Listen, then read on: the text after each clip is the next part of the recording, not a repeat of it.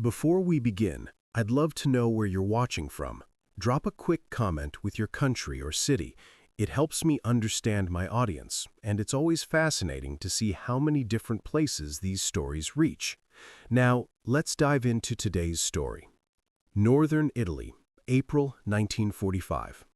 Maria Conti, a 24-year-old seamstress from Milan, stood before an improvised partisan tribunal in what had been her neighborhood bakery just days before. The accusation was simple and damning. She had slept with the enemy. For 18 months during German occupation, she had been in a relationship with Klaus Weber, a German supply officer stationed in Milan. "Yes," she answered the tribunal leader's question, her voice barely audible. "I slept with a German soldier. I loved him." The crowd erupted in rage. Women who had been her childhood friends screamed traditrice, traitor. Men who had bought dresses from her family's shop before the war demanded immediate execution. The partisan commander, a former factory worker named Giuseppe Martelli, who had lost his brother to a German firing squad, looked at her with undisguised contempt. "You admit you gave yourself to a Nazi occupier?" he asked. "He wasn't a Nazi," Maria replied, knowing the words would only inflame the mob further. "He was just a soldier. He was kind to me. He helped feed my mother when she was sick. I didn't betray anyone. I just fell in love." That honest answer sealed her fate. Within minutes, partisans dragged her outside. They shaved her head roughly with a straight razor, drawing blood across her scalp. They stripped her to the waist and painted swastikas on her breasts with tar. Then they paraded her through the streets of her own neighborhood, while former neighbors threw stones and garbage. Maria expected death. She wanted it. The humiliation was worse than any execution could be. Then, as the mob prepared for the final act, hanging was mentioned, drowning in the canal was suggested. American military vehicles arrived. What happened next would save Maria's life and enrage the very people who had just liberated Italy from German occupation.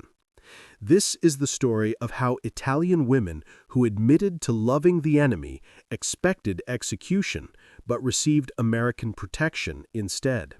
How romantic relationships during occupation became capital offenses after liberation, and how American military authorities discovered that sometimes the greatest courage lies in protecting the most unpopular people from mob violence.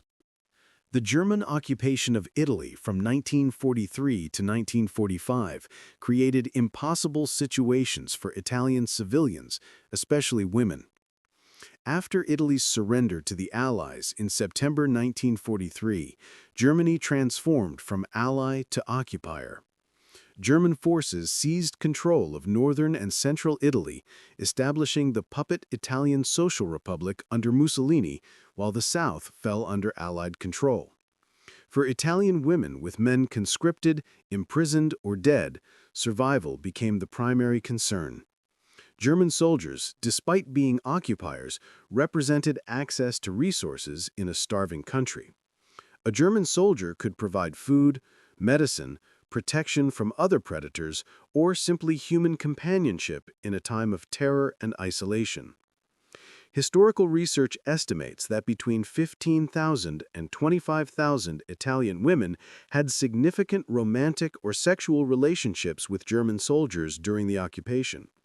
These relationships ranged across a spectrum: desperate survival prostitution, pragmatic exchanges of affection for resources, genuine love affairs, or some complex mixture of all three.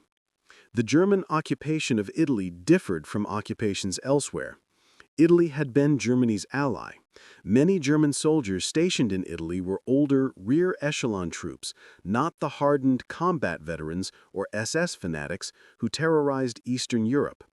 Cultural affinities existed, both Catholic countries, both with deep artistic traditions. German soldiers in Italy often behaved with relative restraint. This created space for human relationships to develop. Klaus Weber, The supply officer who loved Maria Conti kept a diary later found by American military authorities. His entries describe attending opera in Milan with Maria, teaching her German while she taught him Italian, helping her mother obtain medicine when civilian pharmacies had nothing. "I know this war is wrong," he wrote in November 1944. "I know Germany will lose, but with Maria I feel human again, not just a uniform and a number." These relationships enraged the Italian resistance, fighting a brutal guerrilla war against German occupation. From the resistance perspective, every German soldier in Italy was an enemy occupier. Every Italian woman who voluntarily associated with Germans was a collaborator, a traitor who chose comfort over patriotism. The resistance suffered terribly. German anti-partisan operations were savage. When partisans attacked German forces, the Germans often responded with reprisal massacres of Italian civilians. 10 Italians executed for every German killed. The Ardeatine massacre in Rome saw 335 Italian civilians murdered in retaliation for a partisan attack that killed 33 German soldiers. Similar atrocities occurred throughout occupied Italy. Partisans fighting and dying in mountains and forests watched women in cities walking with German soldiers, dining in restaurants requisitioned by occupiers, appearing to thrive while Italy bled. The resentment was understandable. The violence it would unleash was predictable. Liberation came rapidly in spring 1945 as German forces collapsed. Allied armies advanced from the south, while partisans seized control of cities in the north. German soldiers retreated northward in chaos or surrendered. Italian fascists fled or went into hiding. And the women who had associated with Germans became the most visible targets for years of accumulated rage. Between April and June 1945, partisan tribunals and mob actions targeted thousands of women accused of horizontal collaboration, or collaborazione orizzontale, sleeping with the enemy. The punishment was public, humiliating, and often deadly. The ritual was remarkably consistent across different cities and regions. Partisans or mobs seized accused women, often dragging them from their homes. A public space, town square, street corner, former fascist headquarters became the site of punishment. The woman was accused, sometimes allowed to speak, more often simply condemned without defense. Then came the shaving, capelli rasati, hair forcibly cut off with scissors, razors, sometimes broken glass. Stripping followed, bodies exposed, often to the waist, sometimes completely. Painting with tar or paint marked them with swastikas, the word Nazi, or obscene insults. Then the parade, the woman forced to walk through streets while crowds jeered, spat, threw objects, sometimes sexually assaulted. The final act varied. Some women were released after this humiliation. Some were beaten further. Some were executed. The sexual nature of the punishment was deliberate. These women were accused of sexual collaboration. The punishment targeted their bodies and sexuality in ways male collaborators never experienced. Male fascist officials faced execution, a bullet to the head, relatively quick. Women who slept with Germans faced prolonged sexualized torture designed to destroy them psychologically and socially, even if it didn't kill them physically.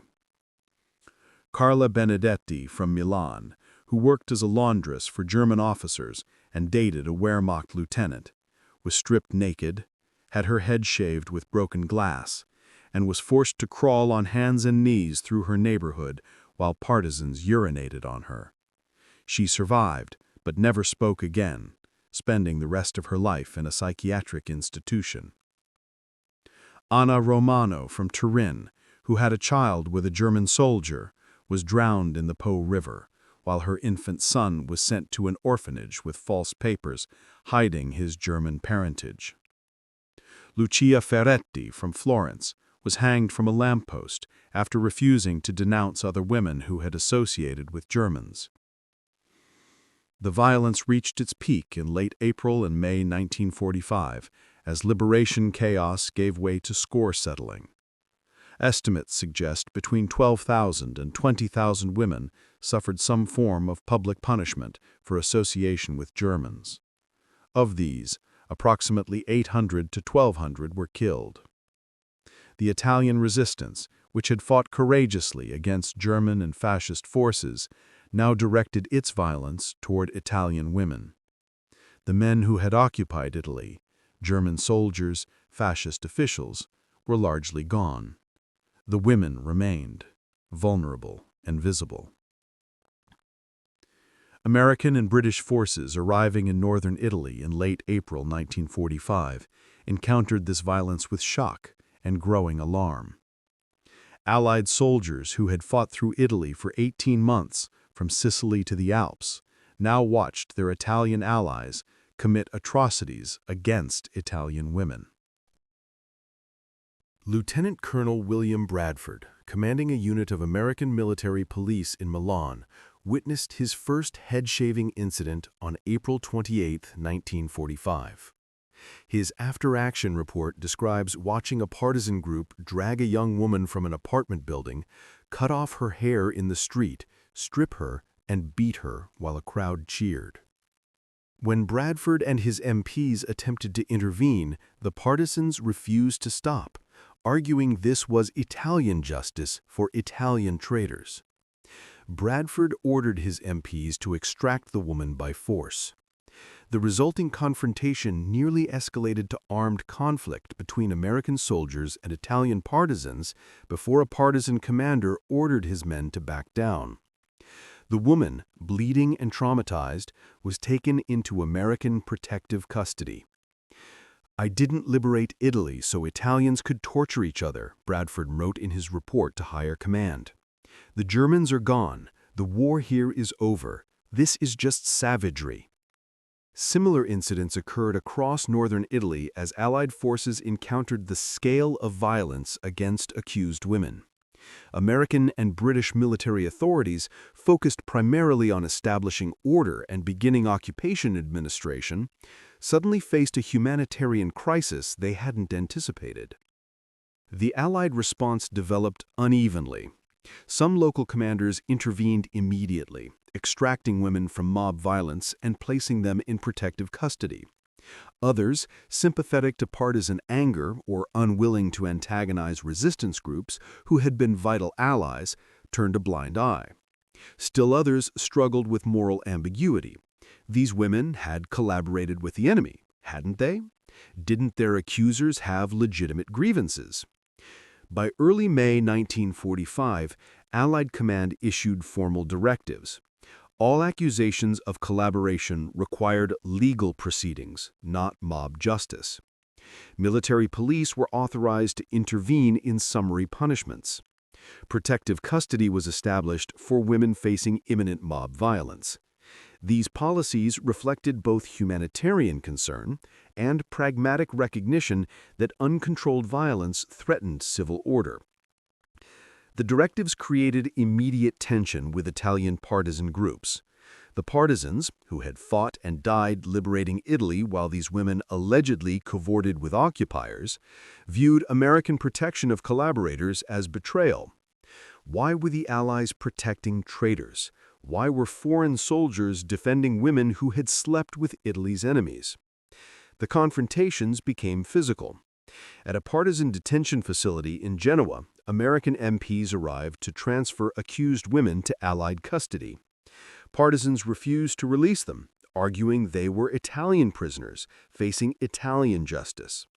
When Americans insisted, partisans barricaded the facility. A tense standoff followed before American officers negotiated a compromise. The women would be tried by Italian courts, but held in Allied protective custody pending trial. The compromise satisfied no one. Partisans felt Americans were obstructing justice. The accused women, now in American detention, didn't know if they were being protected or simply awaiting execution by different authorities. Maria Conti, whose story opened this narrative, entered American custody in early May after her public humiliation in Milan. American military police extracted her from a partisan group preparing her hanging. She arrived at an Allied detention facility expecting to be executed by Americans instead of Italians. What she encountered instead bewildered her completely. Female American military personnel supervised the facility. A doctor treated her scalp wounds from the violent head shaving. She received clean clothes, adequate food, and a bed in a secure barracks. No one demanded sexual favors. No one beat her. After a week, she asked a translator when the execution would occur. "There's no execution planned," the translator explained. "You're being held pending legal proceedings. You'll have a trial." A trial? Maria couldn't process this. "I admitted I loved German. What trial is needed?" In American law, you're entitled to defend yourself, to explain your circumstances, to have your case heard fairly. This concept, that even admitted enemy lovers deserved legal proceedings, made no sense to Maria based on everything she'd experienced. The partisans had tried and condemned her in minutes. Now Americans were saying she had rights, that her story mattered, that loving a German soldier might not be a crime deserving death. The Allied detention facilities housing accused women varied widely in quality. Better facilities, like the one where Maria was held, provided adequate shelter, food, medical care, and female supervision. Worse facilities were simply holding areas with minimal provisions.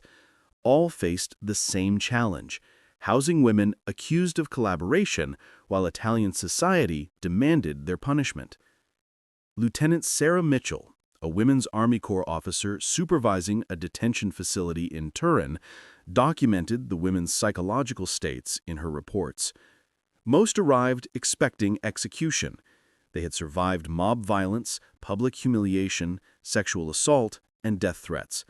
Now they were in foreign military custody, unable to comprehend why they weren't being killed.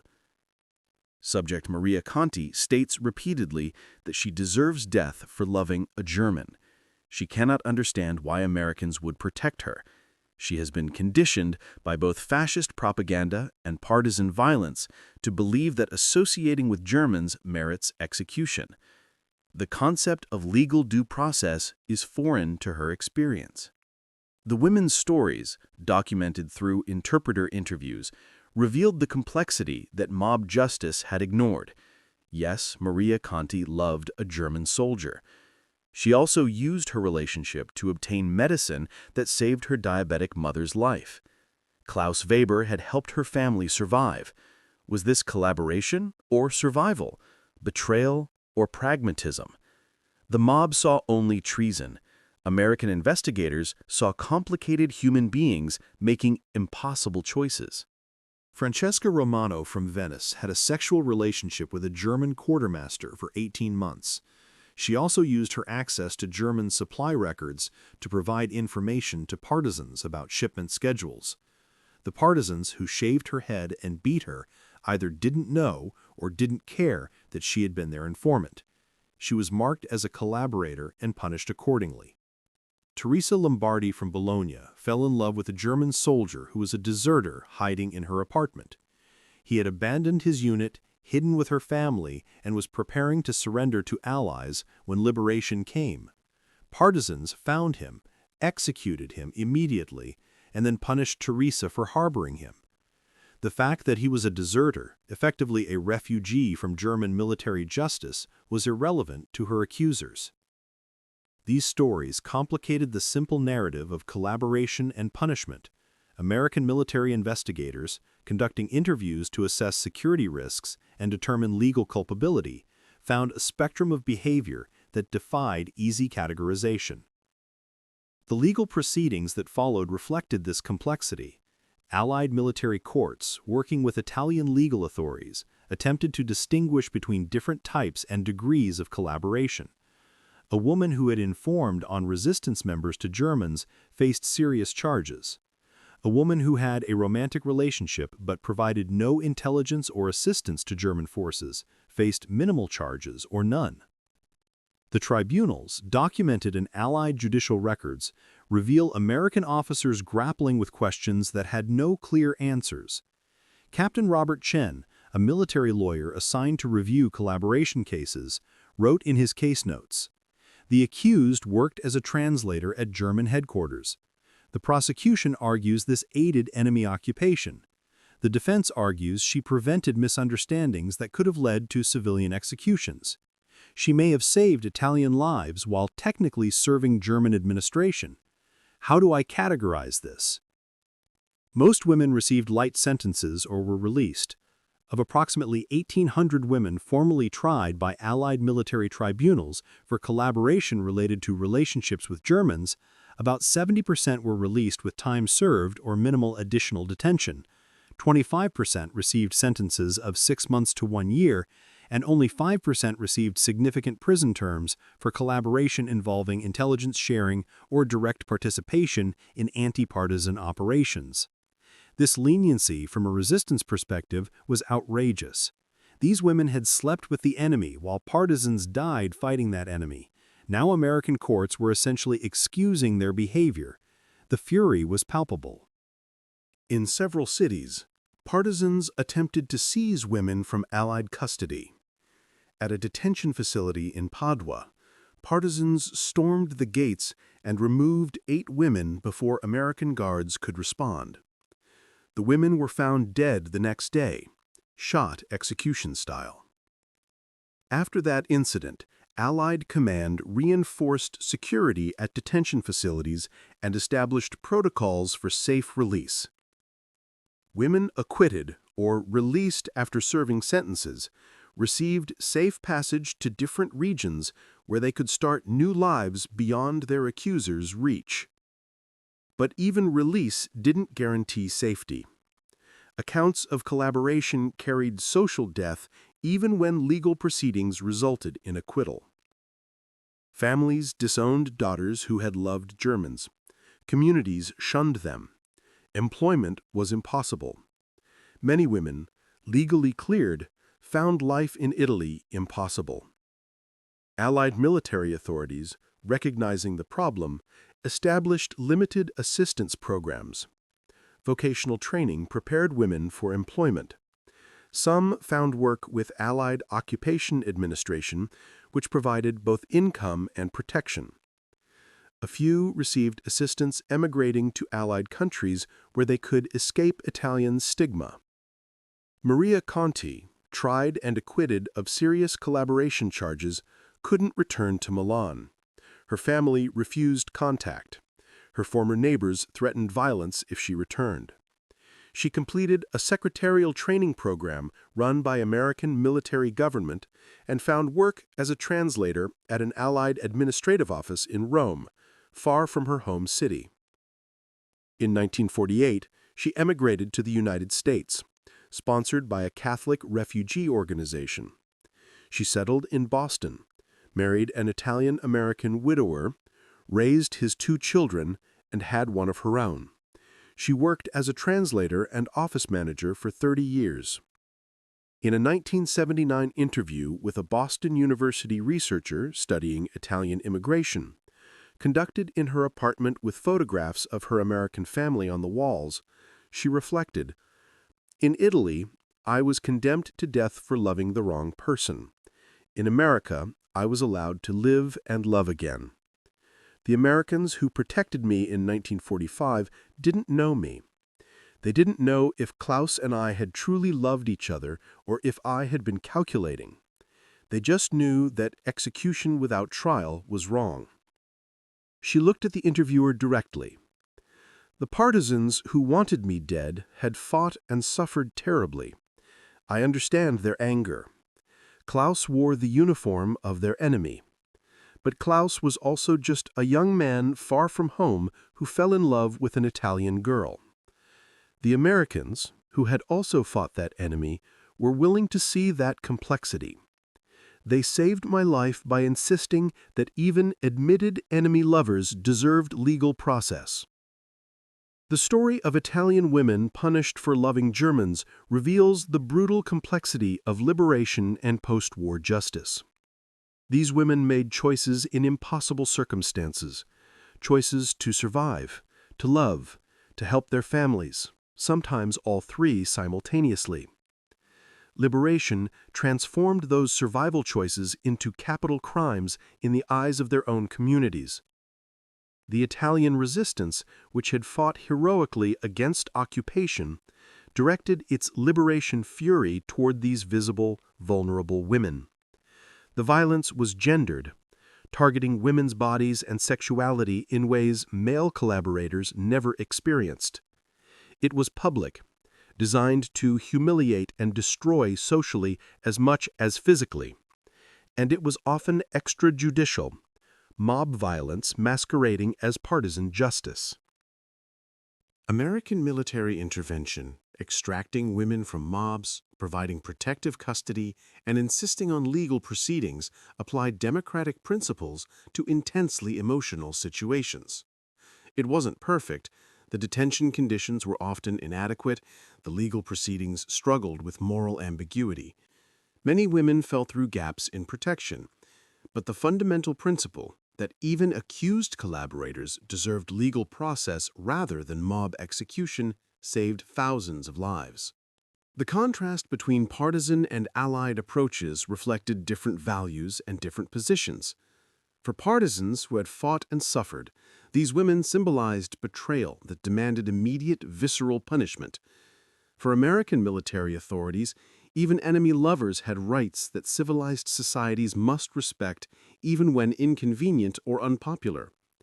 Neither perspective was entirely wrong. Partisans had earned their anger through sacrifice and loss. Americans had a point about due process and human dignity. The tension between emotional justice and legal process created the chaos where women like Maria Conti found themselves caught between Italian mobs seeking revenge and American soldiers offering protection they neither expected nor initially trusted. The long-term impact varied. Some women successfully rebuilt lives, particularly those who emigrated. Others never recovered from the trauma and social destruction. The children of these relationships, Italo-German offspring, carried stigma into the next generation, their mixed heritage a permanent reminder of occupation and collaboration. In modern Italy, the treatment of women accused of collaboration has become a subject of historical reassessment. Contemporary scholars recognize the impossible choices these women faced, the disproportionate and sexualized violence they endured, and the way liberation chaos enabled gendered brutality that male collaborators rarely experienced. The American military's role, imperfect but ultimately protective, established precedents for humanitarian intervention that influenced later human rights principles. The insistence on legal proceedings, even for unpopular defendants, reinforced democratic values at a moment when liberation's chaos threatened mob rule. For the women themselves, American protection meant survival. They arrived at detention facilities expecting execution and found instead legal process, medical care, and eventually pathways beyond the communities that had condemned them. The simple act of treating them as human beings with rights, rather than traitors deserving death, transformed their trajectories from execution to survival, to, in some cases, successful rebuilding of lives. Maria Conti's admission, "I slept with the enemy," should have been her death sentence in partisan justice. American insistence that she deserved a trial, a defense, and consideration of circumstances saved her life and eventually enabled her to build a new life in America. That principle, protection based not on innocence or guilt, but on the right to due process, represented democracy's most difficult and essential commitment, defending even the most unpopular people from mob violence.